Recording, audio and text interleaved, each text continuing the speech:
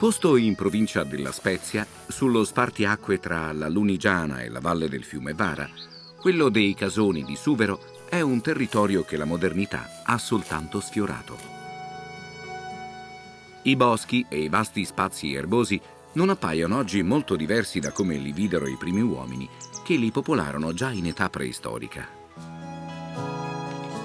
L'allevamento e l'agricoltura sono ancora oggi le attività prevalenti delle poche famiglie, una ventina di persone in tutto, che hanno scelto di abitare qui stabilmente. La loro è una vita faticosa, difficile forse da comprendere per chi è abituato ai ritmi e alle comodità cittadine. Dai, andiamo via, Pipetto.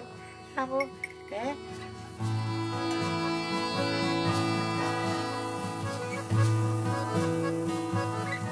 Nonostante abbiano ormai perso la funzione di animali da lavoro che avevano un tempo, qui i cavalli sono ancora allevati in buon numero.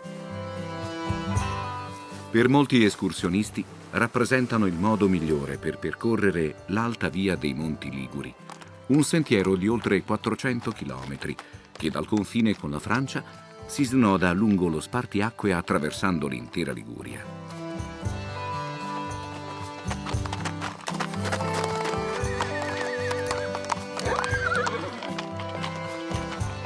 Ma il modo per meglio godere degli splendidi paesaggi tutto intorno è l'andare a piedi, come si faceva fino a pochi decenni fa.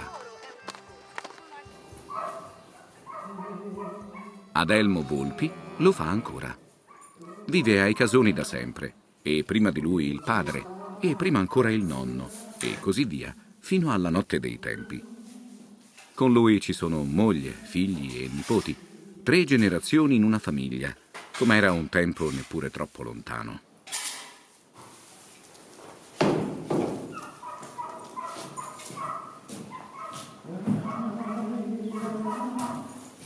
Già poco dopo le prime luci dell'alba, Adelmo è al lavoro nella stalla. Deve pulire e sistemare la lettiera sulla quale i vitelli hanno trascorso la notte. Lì trova riparo anche un gregge di pecore. All'aperto, specialmente di notte, correrebbero il rischio di essere aggredite dai lupi e dai cani inselvatichiti. Qui mio nonno aveva 200 pecore, ci sono rimasto da solo. A mio cugino 2 anni fa ce n'era 54, ce n'è rimasto 4. Una recinzione come ho fatto io, che sono 50 ettari, quella montagna lì che va fino a San Genesio. Mandavo sulle pecore, a marzo le ritiravo quando veniva la neve. Andava via la neve, ce le rimandavo, le pecore di quegli agnelli, che è un spettacolo. E così, addio baracca. Allora i miei figli dicono, cosa facciamo? Non lavoriamo per niente. Mettendole qui le pecore rendono meno della metà, perché sempre lì non va bene. Tutti gli animali hanno bisogno di cura e attenzione. È ora il turno dei maiali, che, intelligenti come sono, sanno capire quando sta arrivando il pasto.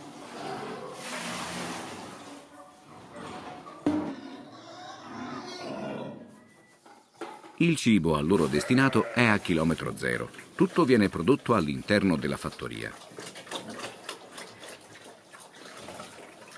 Vecchi bella, Aurora! Vecchi bella, Luna!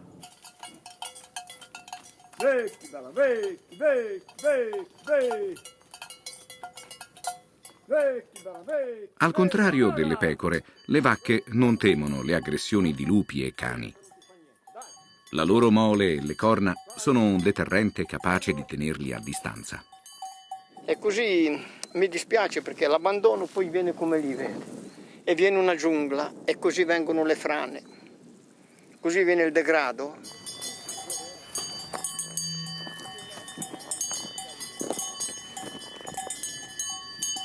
La bellezza della città è la montagna. Se noi degradiamo la montagna, crolla, va a finire, porta via tutto.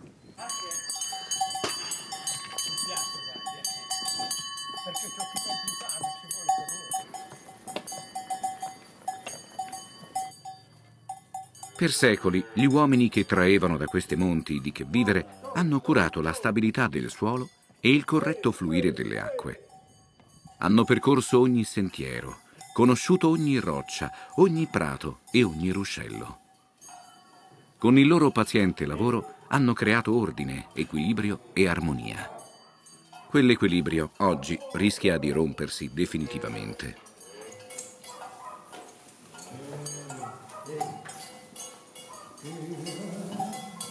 Una volta ricondotte le vacche alla stalla, possono essere liberati i vitelli.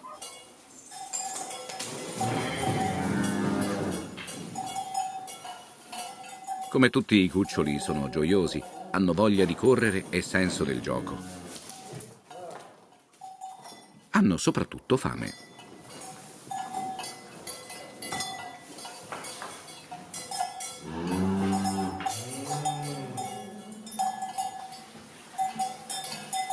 Solo dopo che si sono nutriti a sazietà, le vacche vengono munte.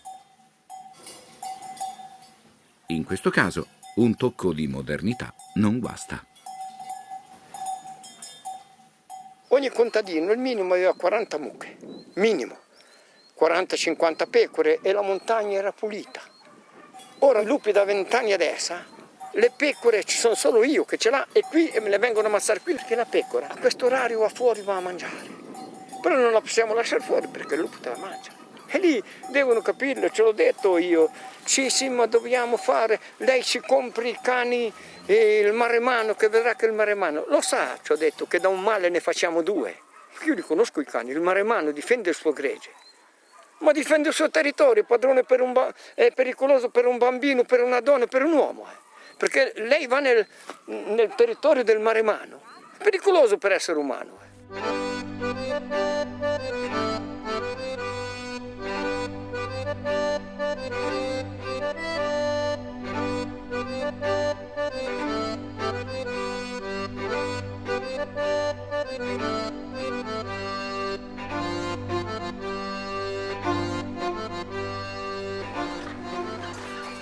Mauro, il figlio di Adelmo, si è accorto che occorre sostituire il vecchio recinto per le mucche. Con una piccola ruspa realizza lo scavo in cui interrare i pali di sostegno, evitando così il lavoro di pala e piccone. Intanto Adelmo e il nipote Francesco sistemano un recinto interno che era stato coperto dai rovi e in parte abbattuto. Non è un lavoro faticoso quanto piantare i grossi pali per il nuovo recinto. Per questo sono necessarie braccia e spalle robuste e perciò il lavoro pesante tocca al più giovane della famiglia.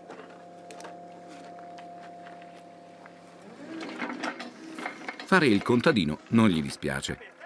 La sua vita aveva in realtà preso un'altra direzione.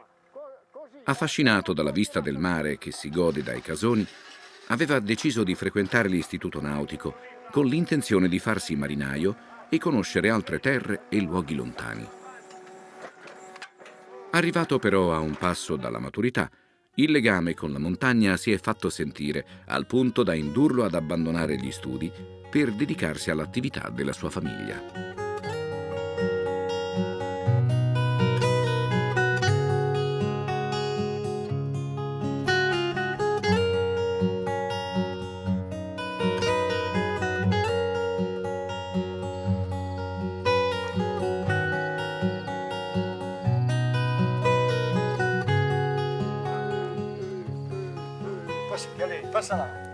Quando l'autunno sta arrivando, è il momento di battere la segale. Prima è però necessario allontanare le capre, che certo approfitterebbero dell'improvvisa abbondanza di semi gustosi.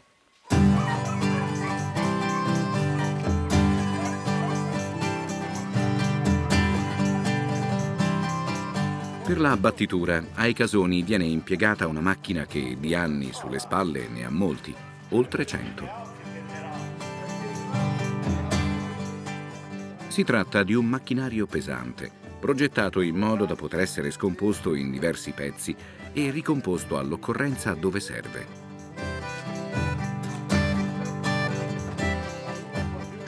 Tutto l'insieme ha la massiccia robustezza dei tempi in cui la parola plastica era sconosciuta.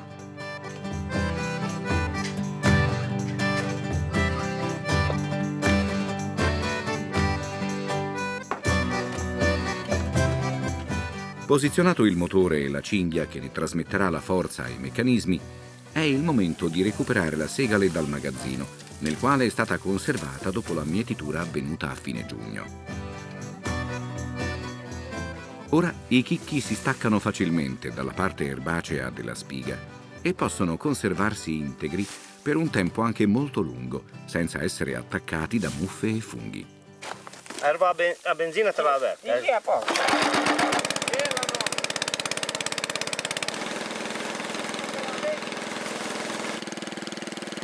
La battitura produce anche una grande quantità di polvere.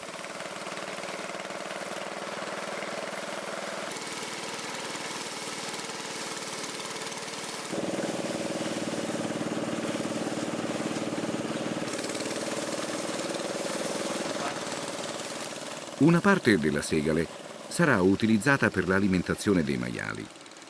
Il resto viene invece macinato per ricavarne farina, che verrà poi unita a quella di un grano di varietà antica, coltivato qui fin dai tempi più lontani, per diventare un pane fragrante e profumato. Nulla della segale va sprecato, neppure gli steli. Un'altra macchina li pressa e ne fa balle che potranno essere agevolmente immagazzinate e conservate per essere utilizzate durante tutto l'anno per il ricambio delle lettiere degli animali.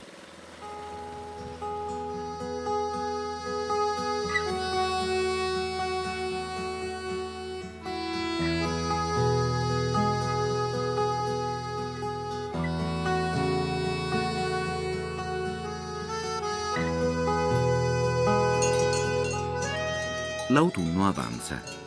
L'aria umida che sale dal mare si condensa e la cima delle colline scompare nelle nuvole. I suoni si fanno ovattati, i contorni delle cose sfumano. Il manto di nebbia che cala sui pascoli disorienta le pecore, le mette in allarme perché può nascondere l'avvicinarsi dei predatori. Non la vista, ma l'istinto le guida verso l'ovile, dove sentono di avere sicurezza e protezione.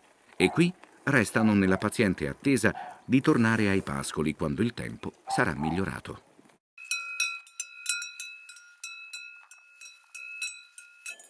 Al contrario, le mucche non mostrano alcun segno di allarme o di paura. Sembrano invece ostentare una placida sicurezza. Nulla cambia per loro. In perfetta tranquillità continuano a brucare l'erba anche nella bruma più fitta.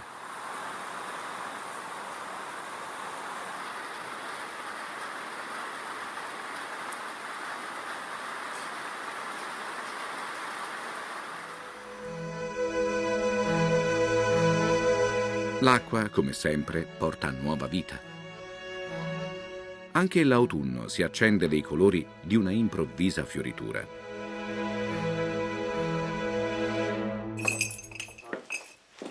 In campagna, anche con il brutto tempo, c'è sempre qualcosa da fare. Non potendo lavorare all'aperto, Adelmo e Francesco raggiungono la cantina. Il mosto che fermenta nelle antiche botti va girato con delicatezza. Nonno, ma che siamo? Nel muoverlo se ne percepisce l'aroma intenso e inebriante. Il dolce sentore di frutti e di fiori che pervade l'ambiente è la promessa di un ottimo vino. Se è fredda quest'aria. Ecco, questi li mandiamo ai cinghialini. Un poveri bestietti anche loro. Bisogna dargli qualcosa. Anche Rita, la moglie di Adelmo, ha sempre qualcosa da fare. Ma una volta che uno è abituato non la sente mica. Delle volte quella lì mi sgrida e mi dice: mamma, siediti 5 minuti, dai, gioca un po' col bambino. Ma cosa vuoi che gioco? Sono vecchio, ormai non gioco più. E lui mi dice: nonna, sì che gioco.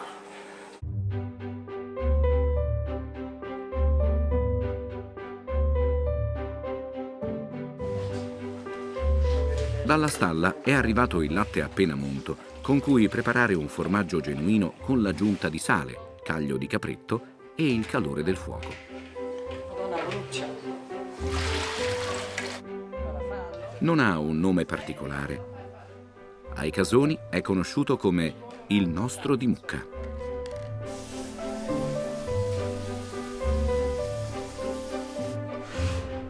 Ingredienti indispensabili sono le mani esperte di Rita e della figlia Maria Grazia.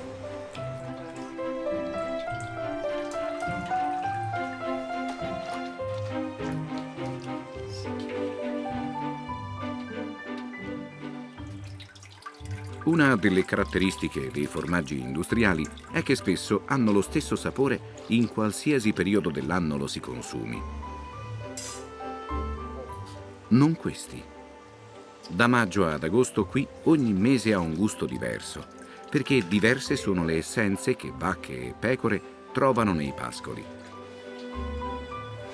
All'inizio dell'autunno si ritrova lo stesso fresco sapore della primavera, perché con le piogge di fine estate il pascolo si ricopre di nuova erba ricca di clorofilla.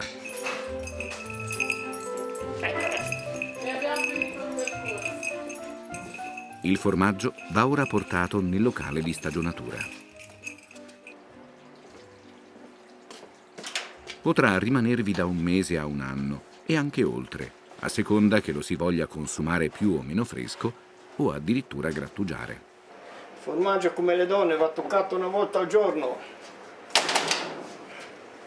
Se non si gira, si attacca.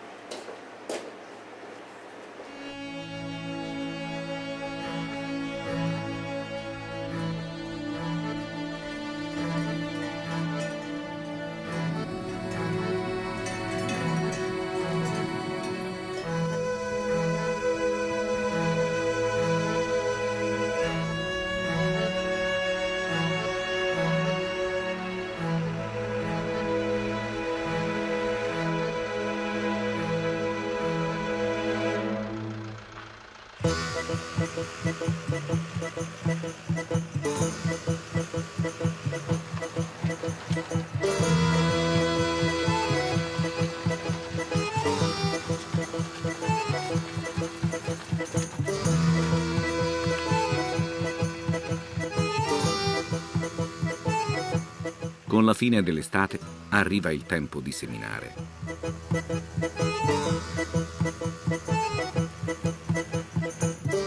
A completare il ciclo naturale del coltivo, il concime utilizzato è quello prodotto dai loro animali. Non volevano più che si dasse il nostro concime ai campi. Comprare quei concimi che inquina anche la terra, inquina le falde dell'acqua, inquina tutto.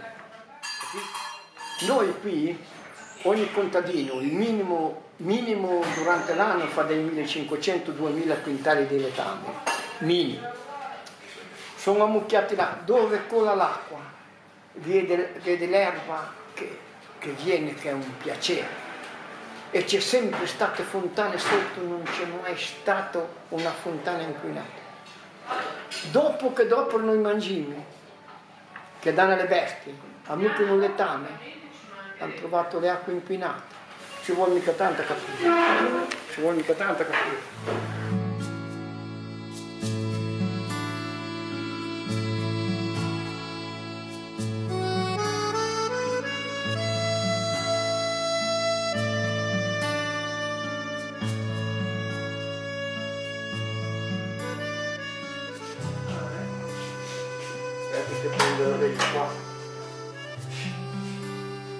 La giornata di Adelmo e Rita comincia prima dell'alba.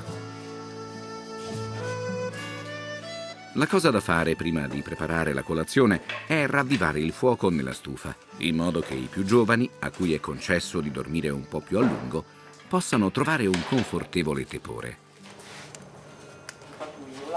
Io non mi fermo più, da quando mi alzo basta. Fa una cosa, l'altra, quell'altra, il pane, o il diavolo di qua. Come faccio a scappare?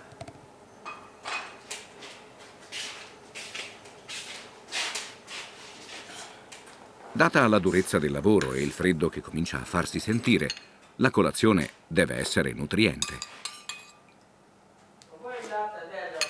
Vieni a prendere il caffè. Non ce l'hai le cose. Niente di meglio perciò di una tazza con una generosa dose di caffè e il buon latte munto la sera prima.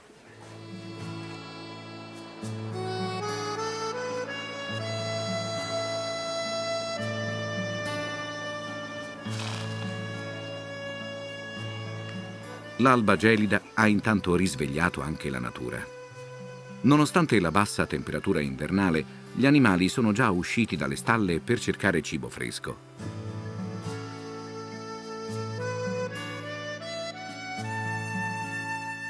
Sono i giorni in cui le pecore partoriscono. Nati soltanto poche ore prima, gli agnellini sono già in grado di camminare e seguono le madri come ombre, timorosi di perdere il contatto con l'unico essere che li fa sentire protetti verso quel mondo ostile che hanno appena cominciato a conoscere.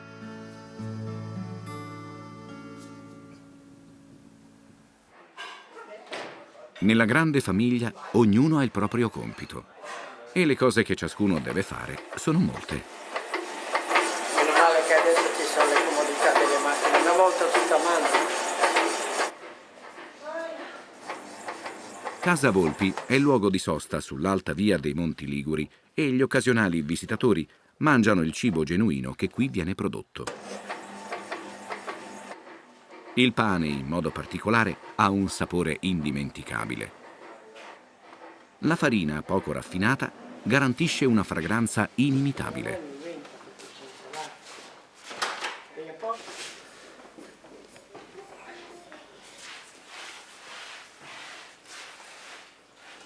Le pagnotte sono lasciate lievitare per un paio di ore. Il calore e l'impiego di lievito madre consentono una notevole riduzione dei tempi di fermentazione.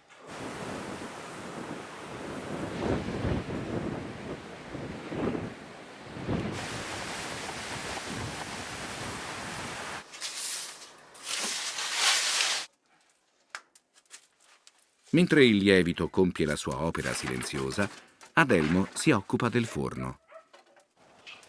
Un fuoco vivace serve a riscaldare i mattoni refrattari che ne foderano l'interno, fino a che, da scuri che erano, non diventano bianchi.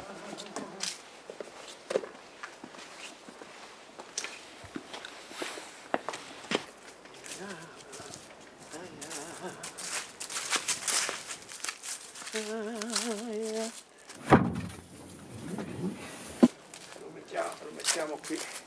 Sì.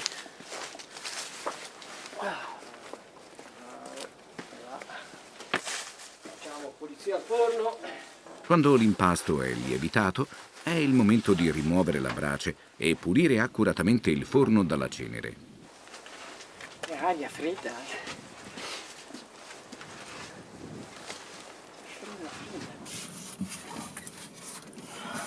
Va tutto fatto velocemente, perché altrimenti, rimanendo la bocca del forno aperta per troppo tempo, la temperatura scenderebbe e la cottura non avverrebbe nel modo giusto.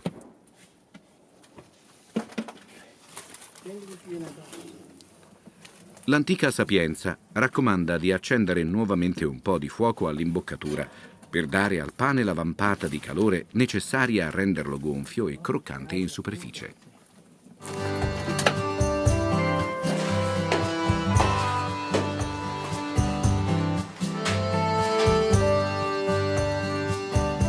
Anche in inverno Adelmo non tralascia la cura dell'orto. Non sembra risentire del forte vento e del freddo pungente che ha invece indurito il terreno.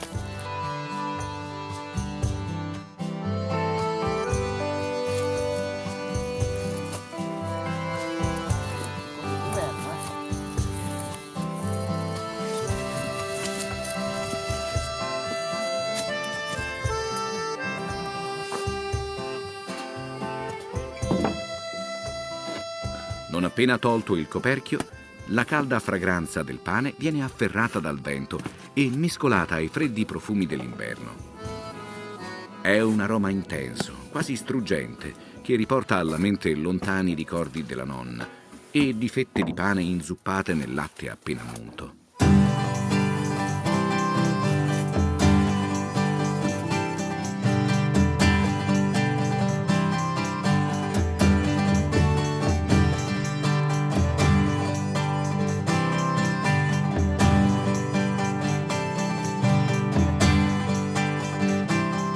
D'inverno è il momento ideale per preparare i salumi.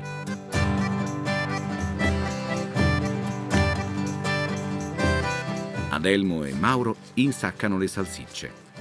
Francesco non lo sa fare e si limita a legarle. La loro ricetta dà al macinato un gusto particolare, dolcemente speziato, di cannella, garofano e noce moscata. Un'esperienza gustativa entusiasmante. Francesco lavora alla Cremente, ignaro dello scherzo che il destino gli sta preparando. Oh, chi va alla stalla? C'è il veterinario?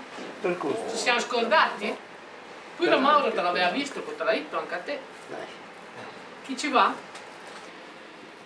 Deve per forza andare ad Elmo, ma per insaccare occorre essere in due e Mauro da solo non può farcela. Vieni qua, Franci, per darti una cosa. Vieni qua. Fai così, guarda. Metti. La mano qui, vieni. Stai tranquillo. Così, vieni. Dai, no, vieni, te non far di storie. Ma benissimo, cosa vuoi di più, Francesco? Dà fastidio perché riesci a dare le mani. Fai guanti. È così, Franci, dai. Vieni, è storto. No, cosa vuol dire sto? Va bene, Franci. Metti la data, che è il primo giorno che fai. Ecco. Ma cosa vuoi di più, Francesco? Senza tagliare. Francesco ha superato il battesimo della salsiccia. Un nuovo importante passo lungo il suo percorso di esperienza.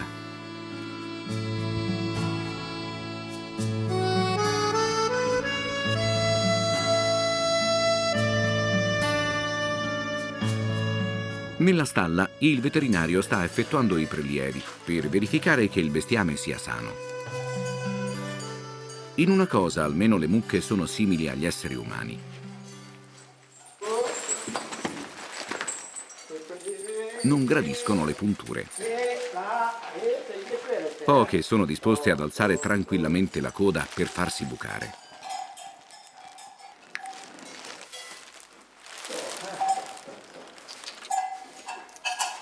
I controlli periodici sono necessari a stabilire che gli allevamenti siano sani.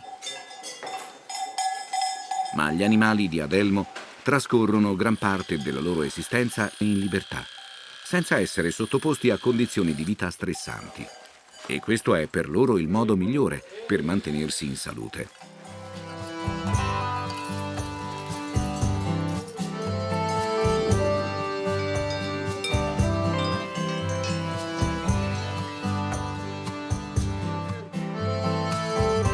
La famiglia Volpi ha da sempre un forte attaccamento alla propria terra.